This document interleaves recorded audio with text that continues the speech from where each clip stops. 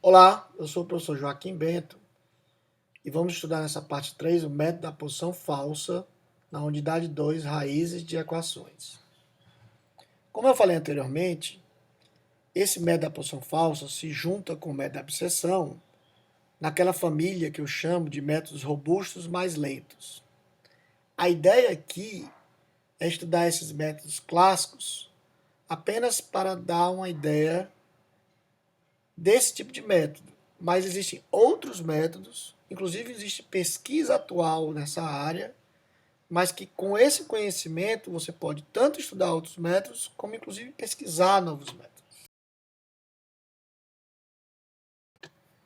Mas é importante entender para que estudar um outro método. O método da abscissão ele é um método muito robusto, mas ele é lento, porque ele usa o ponto médio de cada intervalo, ou seja, uma média aritmética. A ideia da posição falsa é usar a reta secante que intersecta o eixo das abscissas, ou seja, usar uma média ponderada. E isso pode ser importante para acelerar um pouco o processo, dependendo do problema. O método da posição falsa é o método de aproximação linear, onde a estimativa da raiz que é tomada onde a reta secante cruza o eixo x, como mostra a figura. A reta secante partindo de A, F de A, até B, F de B. No caso aí, a primeira aproximação x0, partindo do ponto de A0 ao B0.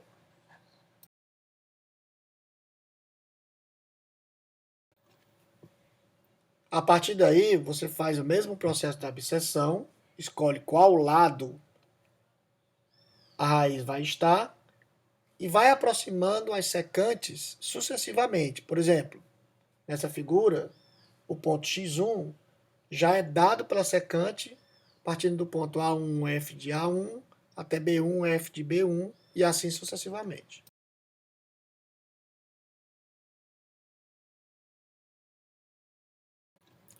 Pode-se então achar a fórmula de recorrência para esse método, através da equação da reta secante. Essa reta secante gera dois triângulos semelhantes.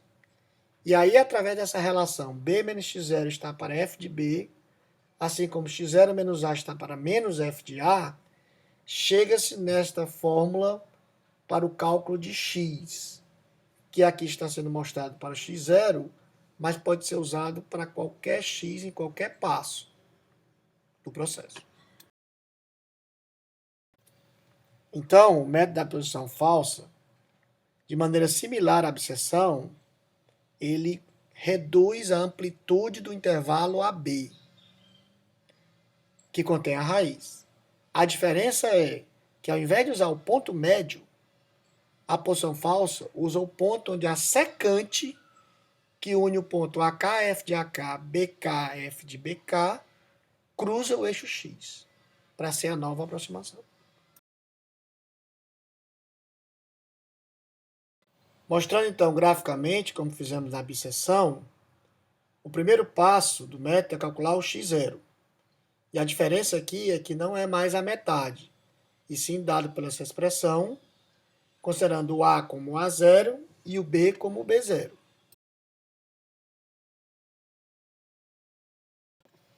Calcula-se então, assim como na abscissão, os sinais da função nesses pontos. O f de A0, o f de B0 e o f de x0, para decidir qual lado que a raiz vai.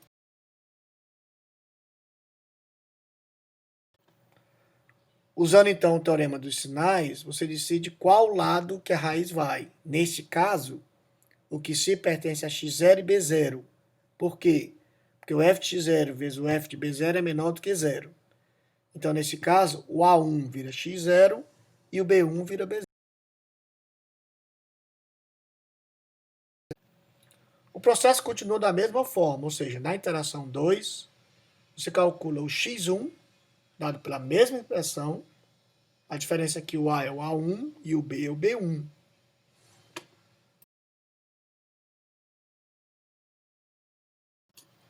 Calcula-se, então, os sinais da função nesses pontos A1, B1 e X1.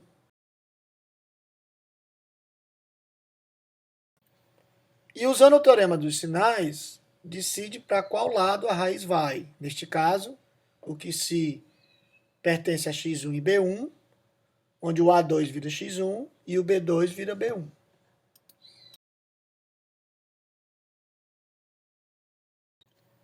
E isso continua sucessivamente até atingir o critério de parada, que são os mesmos critérios de parada do método da abscissão.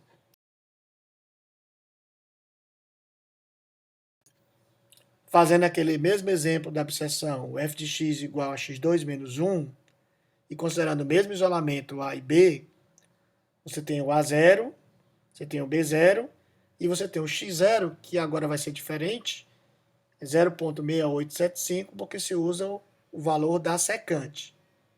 Calcula-se então os sinais e decide para que lado da raiz vai.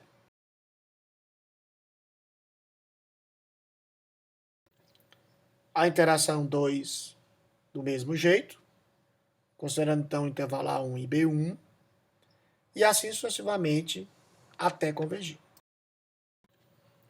O algoritmo ele é bem parecido. Aqui mostrando de novo o pseudocódigo do livro, tem essa primeira parte onde você considera todos os critérios de intervalo e outras informações. E vai se calculando o x, usando essa nova fórmula da posição falsa, e vendo se o método vai convergindo até parar.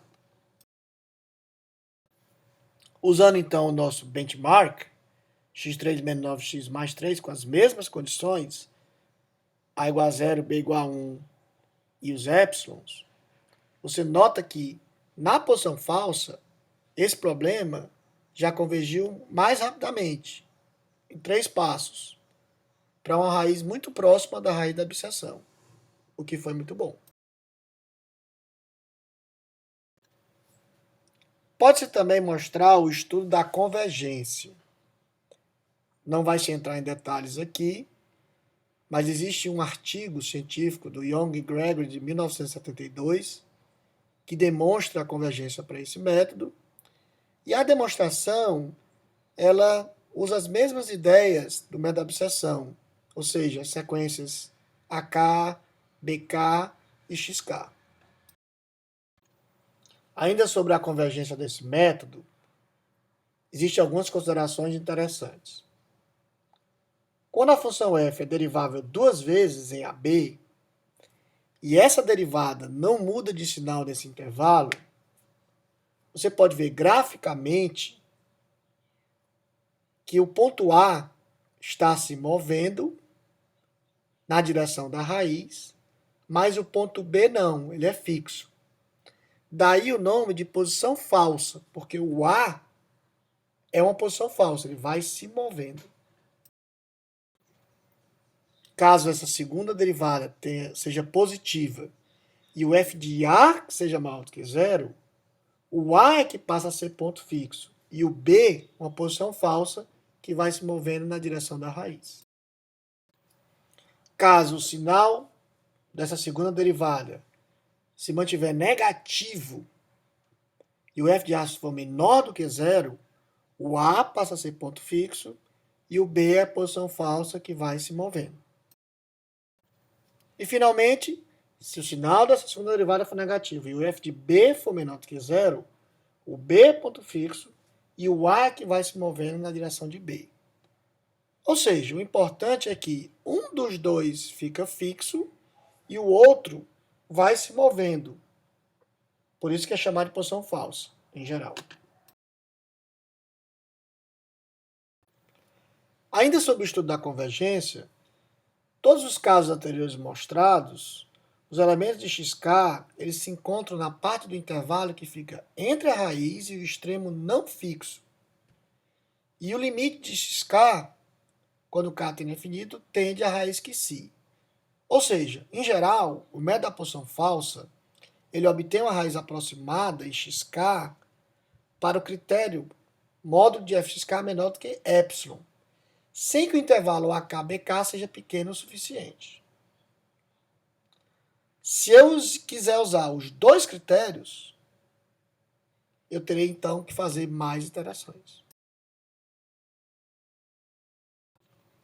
Finalizando, analisando as vantagens e desvantagens desse método, para que se tenha uma visão geral e saber escolher ou usá-lo adequadamente, esse método também tem 3 vantagens. Ele também converge, ele também é robusto e ele converge um pouco mais rápido do que a abscissão. Ele ainda pode ser um pouco lento, mas é um pouco mais rápido da abscissão em geral, porque usa uma média ponderada pela secante, ao invés de uma média aritmética pela metade do intervalo. Como desvantagem, ele ainda não é eficiente computacionalmente em geral. Por isso que ele entra nessa família de métodos robustos, mais lentos. E também, como abscissão, muitas vezes ele é usado somente para reduzir o intervalo do isolamento para que se possa usar um método numérico mais rápido. Ou seja, essa família de métodos, ela é robusta, mas é lenta.